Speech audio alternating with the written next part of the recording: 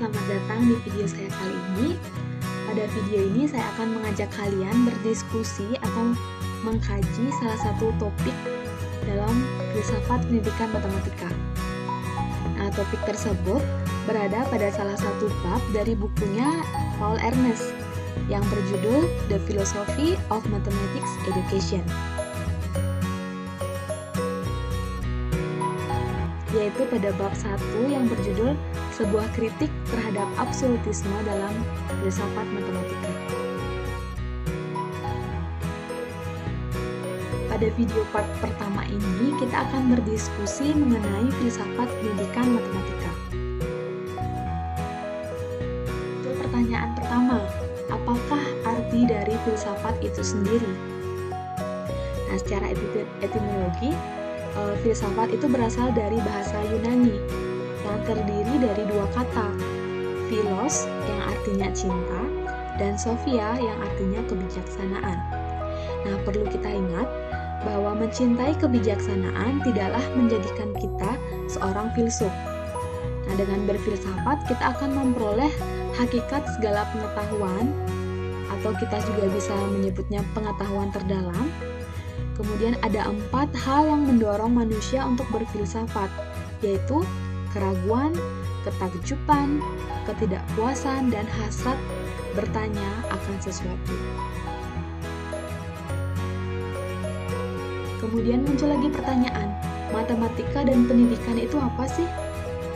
Nah, matematika itu sendiri merupakan suatu ilmu yang menelaah struktur-struktur yang abstrak dengan penalaran yang logis terhadap suatu pernyataan beserta buktinya. Sedangkan pendidikan itu adalah usaha sadar yang terencana untuk memberikan bimbingan atau pertolongan dalam mengembangkan potensi baik itu jasmani maupun rohani yang diberikan oleh orang dewasa. Orang dewasa ini belum tentu dia lebih tua umurnya, tapi dewasa dalam pikirannya, kepada anak untuk mencapai kedewasaannya, serta dapat mencapai tujuan di mana anak itu mampu melaksanakan tugasnya atau tugas hidupnya secara mandiri. Nah, pandangan dinamis tentang matematika itu memiliki konsekuensi pendidikan yang kuat. Tujuan pengajaran matematika perlu mencakup pemberdayaan peserta didik untuk menciptakan pengetahuan matematika mereka sendiri. Kemudian matematika dapat dibentuk kembali setidaknya di sekolah dengan memberikan seluruh siswa kesempatan untuk mencapai konsepnya atau pengetahuan yang dipelajari. Kemudian penggunaannya dalam konteks sosial dan praktek matematika tidak dapat lagi dikesampingkan. Nilai implisit matematika perlu dihadapi secara jujur. Nah, ketika matematika dilihat dengan cara ini, maka matematika perlu dipelajari dalam konteks kehidupan yang bermakna dan relevan dengan pelajar, termasuk bahasa, budaya, dan kehidupan sehari-hari mereka. Nah, pandangan matematika ini memberikan dasar pemikiran serta landasan untuk pendekatan multikultural, dan tentunya membuat matematika itu ramah terhadap anak. Nah, secara keseluruhan, matematika memiliki tanggung jawab atas konsekuensinya dalam pendidikan dan masyarakat. Kita yang di pendidikan memiliki alasan khusus untuk menginginkan pandangan matematika itu yang lebih manusiawi, sehingga tidak ada lagi perkataan matematika membuat peserta didik itu merasa terasingkan maupun dilemahkan. Filsafat pendidikan matematika dalam bukunya Paul Ernst yang nantinya akan kita kaji bab pertamanya, di sana dikatakan bahwa Higginson telah mengidentifikasikan sejumlah disiplin ilmu dasar untuk pendidikan matematika termasuk filsafat. Nah, perspektif filosofis tentang pendidikan matematika menurutnya menyatakan serangkaian masalah yang berbeda yang dapat dilihat dari sudut pandang lain. Setidaknya ada 4 rangkaian masalah atau isu untuk filsafat pendidikan matematika yang dibedakan sebagai berikut. Nah, ada 4 poin ini, dari masing-masing 4 poin muncullah pertanyaan-pertanyaan yang akan membantu kita dalam memahami filsafat pendidikan matematika. Yang pertama ada filsafat matematika. Dari filsafat matematika ada beberapa pertanyaan yang muncul, yaitu apakah itu pengetahuan, bagaimana kita bisa menjelaskan sifatnya, kemudian filsafat matematika apa yang telah dikembangkan dan siapa yang mengembangkannya. Kemudian yang kedua, ada sifat dari pembelajaran. Yang pertama ada asumsi filosofis apa yang mungkin tersirat dan mendukung pembelajaran matematika. Apakah asumsi ini valid? Epistemologi dan teori pembelajaran mana yang diasumsikan? Poin ketiga, tujuan dari pendidikan. Apa tujuan dari pendidikan matematika? Apakah tujuan ini valid? Tujuan dari siapa mereka? Untuk siapa? Berdasarkan nilai yang mana? Kemudian siapa yang mendapatkan keuntungan dan siapa yang mendapatkan kerugian? Dan poin keempat, yaitu sifat dari mengajar. Asumsi filosofis apa yang mungkin tersirat menjadi landasan pengajaran matematika? Apakah asumsi ini valid? Cara apa yang diadopsi untuk mencapai tujuan pendidikan matematika? Nah, ini adalah beberapa rangkaian pertanyaan yang dapat membantu kita dalam mempelajari lebih dalam lagi filsafat matematika itu sendiri.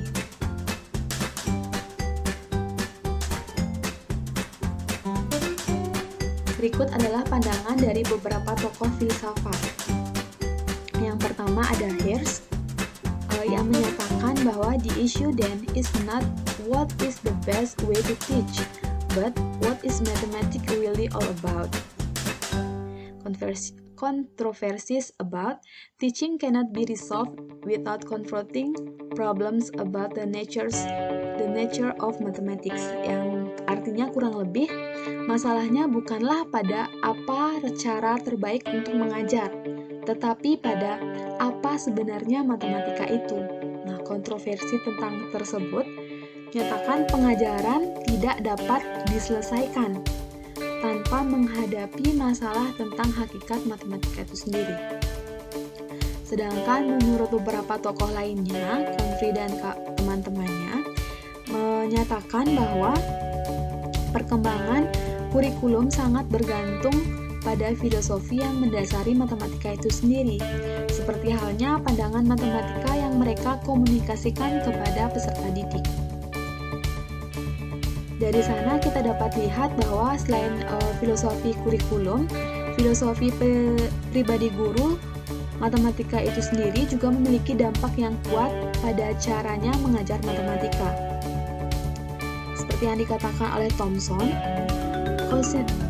konsistensi yang diamati antara konsepsi yang dianut guru tentang matematika dan cara mereka biasanya menyajikan konten sangat menunjukkan bahwa pandangan, keyakinan, dan preferensi guru tentang matematika memang mempengaruhi praktik pembelajaran matematika mereka sendiri. Nah, dari dasar ini kita dapat bekal untuk mengkaji lebih dalam lagi buku dari Paul Ernst, yaitu sebuah kritik terhadap absolutisme dalam filsafat matematika.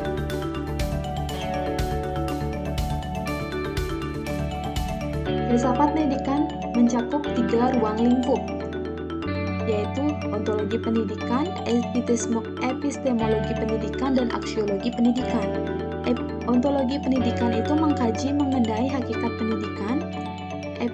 Epistemologis pendidikan, dia mengkaji mengenai asal-usul atau sumber pendidikan, unsur-unsur pendidikan, sarana pendidikan, dan lain sebagainya. Sedangkan aksiologi pendidikan, dia mengkaji mengenai nilai guna dari pendidikan itu sendiri. Nah, video kali ini merupakan awalan kita dalam membahas mengenai mengkritik epistemologi yang dominan dalam matematika. Hal ini yang terkait yaitu pandangan absolut yang menganggap kebenaran matematika adalah mutlak.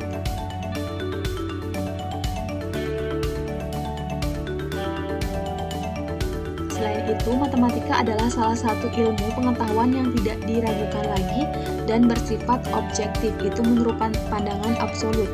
Nah, namun Hal ini bertentangan dengan kaum skeptisnya yang tidak percaya, yaitu pandangan Fabilis yang mengatakan bahwa kebenaran matematika itu tidak mutlak dan tidak bisa dianggap sebagai sesuatu yang tidak perlu adanya revisi dan koreksi. Nah, dari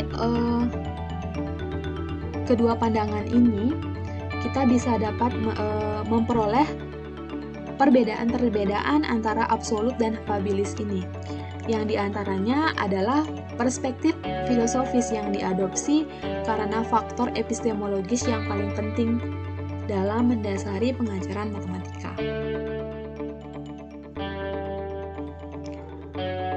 Selanjutnya, filsafat matematika sendiri merupakan suatu cabang ilmu filsafat untuk merefleksikan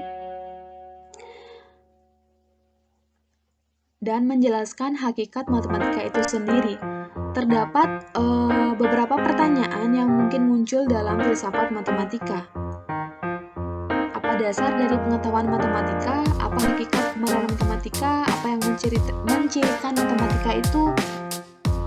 Apa pembenaran dalam kebenaran matematika? Mengapa kebenaran matematika dianggap sebagai kebenaran yang mendasar? 5 pertanyaan yang ini akan kalian peroleh jawabannya setelah kalian mengkaji dengan benar bab pertamanya ini.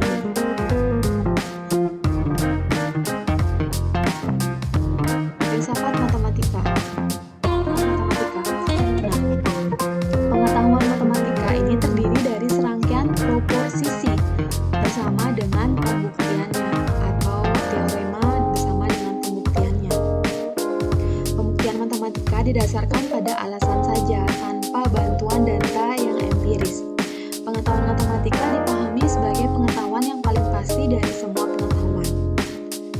Kemudian filsafat matematika sebagai fondasi kepastian pengetahuan matematika. Nah, filsafat menyediakan sistem di mana pengetahuan matematika dapat secara sistematis untuk membangun kebenarannya. Hal ini tergantung pada asumsi yang diadopsi secara luas, baik secara implisit maupun eksplisit. Kemudian diasumsikan peran filsafat matematika itu memberikan landasan yang sistematis untuk kebenaran pengetahuan matematika. Nah, asumsi ini adalah dasar dari foundationism, sebuah doktrin bahwa fungsi dari filsafat matematika itu adalah untuk menunjukkan dasar pengetahuan matematika. Nah, foundationism ini terhadap pengetahuan matematika terikat dengan pandangan absolutisme, yaitu menganggap bahwa kebenaran matematika itu adalah mutlak. Hakikat pengetahuan matematika. Nah, matematika sebagai paradigma pengetahuan tertentu. Misalkan Euclid mendirikan struktur logika yang luar biasa hampir 2500 tahun yang lalu sampai akhir abad ke-19. Nah, yang matematika digunakan sebagai paradigma untuk mendirikan kebenaran dan kepastian. Sedangkan Newton dengan bukunya Principia dan Spinoza dengan bukunya Ethics, mereka menggunakan unsur-unsur logika di dalam bukunya untuk memperkuat klaim mereka dalam menjelaskan kebenaran secara sistematis. Nah, dengan demikian dapat kita katakan bahwa matematika itu telah lama dianggap sebagai sumber pengetahuan tertentu. Belum menyelidiki hakikat pengetahuan lebih dalam, muncul pertanyaan lagi, yaitu apakah pengetahuan itu?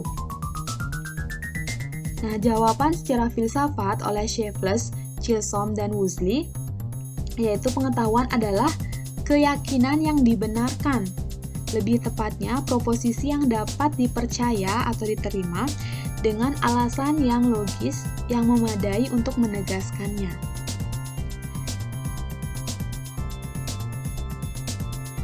Dan perlu kalian ingat bahwa pengetahuan itu berbeda dengan informasi dan informasi itu berbeda dengan data. Nah, walaupun data adalah unit yang paling kecil dari pengetahuan, namun kita memiliki data belum tentu kita memiliki pengetahuan. Ketika kita sudah berhasil membangun hubungan antara data, maka kita memiliki sebuah informasi. Misalkan contohnya, suatu objek X adalah data ya, berelasi dengan objek Y di sebuah tempat yaitu Z. Nah, inilah yang disebut dengan informasi. Dari sana kita tahu bahwa informasi itu adalah keterhubungan antar datanya. Namun, kita memiliki informasi belum tentu kita memiliki pengetahuan. Pengetahuan itu sendiri merupakan suatu informasi yang terstruktur yang diperoleh dari hasil abstraksi penalaran pemikiran seseorang yang dapat dipercaya berdasarkan alasan yang masuk akal dan diterima oleh nalar. Klasifikasi pengetahuan dibedakan menjadi dua, yaitu pengetahuan a priori dan pengetahuan a posteriori. Pengetahuan a priori itu terdiri dari pengetahuan yang ditegaskan berdasarkan pemikiran sendiri tanpa adanya pengamatan dunia luar. Dan a posteriori itu adalah pengetahuan yang berdasarkan pengalaman dan pengamatan dunia. Immanuel Kant percaya bahwa pengetahuan kita tidak sepenuhnya berdasar dari pengalaman. Pengetahuan berasal dari pengalaman, tapi tidak berhenti pada pengalaman itu. Nah, sisa lain yang tidak terjawab oleh pengalaman itulah yang disebut sebagai nalar. Disitulah Kant membedakan pengetahuan a priori dan pengetahuan a posteriori. A priori itu sebelum pengalaman. Nah, sebelum pengalaman ini menunjuk pada suatu nalar murni, yakni suatu nalar yang tidak bertumpu pada pengalaman panca indera saja. Atau panca indera sama sekali, dia tidak tertumpu pada pengalaman panca indera. Pengetahuan a priori ini sering dikaitkan dengan suatu pengetahuan yang jauh dengan panca indera seperti matematika dan logika. Maka kita sebutkan matematika itu adalah salah satu dari pengetahuan a priori. Misalkan dalam matematika, bagaimana kita tahu bahwa 1 tambah 1 itu tidak sama dengan 2? Nah, pengetahuan seperti ini kan tidak mungkin kita cari asal-usulnya berdasarkan perhitungan yang empiris. Maka dari itu kita dapat katakan bahwa pengetahuan matematika itu adalah pengetahuan non-empiris atau pengetahuan a priori. Kemudian, jika dalam logikanya, contohnya adalah kontradiksi.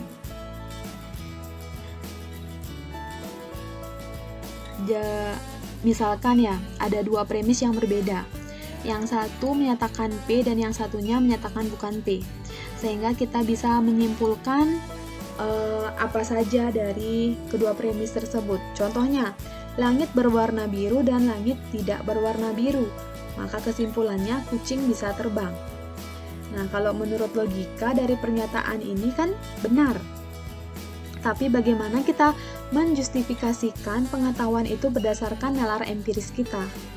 Kita kan tidak pernah melihat langit berwarna biru sekaligus dia tidak berwarna biru, dan kita juga tahu bahwa kucing itu tidak bisa terbang. Nah, itu merupakan pernyataan yang kita percayai atau sebuah pengetahuan, dan itu tidak bisa kita justifikasikan berdasarkan pengalaman empiris.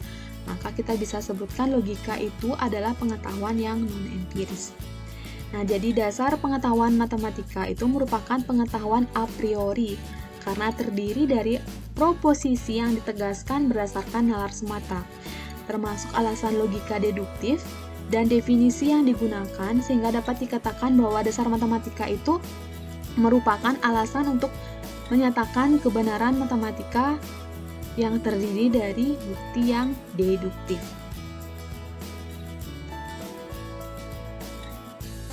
Nah, dasar kebenaran pengetahuan matematika terdiri dari bukti yang deduktif.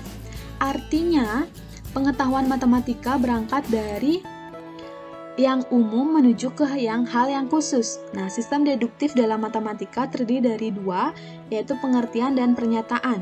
Pengertian terdiri dari dua, yaitu pengertian pangkal dan pengertian bukan pangkal. Pengertian pangkal itu adalah unsur atau elemen dalam matematika yang harus kita terima sebagai fakta tanpa harus didefinisikan. Contohnya yaitu pengertian dari unsur-unsur primitif. Misalkan bilangan 2, titik, garis, dan bidang. titik garis bidang itu kan merupakan unsur primitif dari geometri, sedangkan bilangan 2 tuh unsur primitif dari bilangan. Seperti itu. Kemudian pengertian bukan pangkal. Pengertian bukan pangkal di sini dalam matematika dikenal dengan definisi. Definisi adalah ungkapan yang diperlukan untuk membatasi suatu konsep dalam matematika agar tidak adanya perputaran-perputaran di suatu tempat. Kemudian pernyataan juga memiliki dibagi menjadi dua, yaitu pernyataan pangkal dan pernyataan bukan pangkal. Pernyataan pangkal juga disebut sebagai aksioma, yaitu pernyataan yang kebenarannya tanpa bukti. Contohnya aksioma tadi. Kemudian pernyataan bukan pangkal disebut juga dengan teorema, dalil, rumus, ataupun sifat-sifat. Nah, kebenaran dari pernyataan bukan pangkalnya itu haruslah kita buktikan. Nah, jadi urutan pernyataan matematika akan dimulai dengan pengertian pangkal, diikuti dengan aksioma-aksioma, definisi, dan selanjutnya diikuti oleh teorema-teorema. Haruslah adanya urutan yang tidak boleh tumpang tindih dari penyajian matematika itu sendiri. Nah, dari hal tersebut dapat kita katakan bahwa aksioma itu merupakan landasan berpikir matematika. Berdasarkan alasan ini, matematika kita bisa katakan sebagai sistem deduktif aksiomatik. Ciri utama matematika berasal dari penalaran deduktif tanpa mempersyaratkan penalaran induktif. Penalaran deduktif ini lahir melalui kebenaran suatu konsep yang diperoleh sebagai akibat logis dari pernyataan sebelumnya, sehingga kaitan pernyataan yang dahulu dengan berikutnya di dalam matematika itu selalu konsisten. Nah, ada kebenaran matematika 1 tambah 1 sama dengan 2. Akan kita buktikan bersama-sama dengan menggunakan dasar berpikir dari aritmatika Peano. Untuk pembuktiannya ada 10 langkah, kalian bisa lihat pada tabel. Ada 10 langkah pembuktian 1 tambah 1 sama dengan 2. Nah, dari ke-10 langkah tersebut, kalian bisa melihat bahwa kebenaran matematika 1 tambah 1 sama dengan 2 itu tergantung pada asumsi matematika dan asumsi logis. Asumsi matematika terdiri dari definisi dan aksioma, sedangkan asumsi logis terdiri dari aturan kesimpulan seperti yang kalian lihat di tabel. A besar, A kapital, R A kapital itu aksioma, R kapital itu reason atau kesimpulan, D itu adalah definisi. Jadi kebenaran matematika berdasarkan berpikirnya aritmatika Peano itu tergantung pada asumsi matematika serta asumsi logis. Nah, ini merupakan awalan dari kita mempelajari lebih dalam lagi bab dari bukunya Paul Ernst tadi ya, yaitu sebuah kritik terhadap absurdisme dalam filsafat matematika. Untuk pembahasan selanjutnya kita akan bahas di video selanjutnya. Oke, sekian video kali ini. Sampai jumpa di video. Terima kasih dan bye-bye.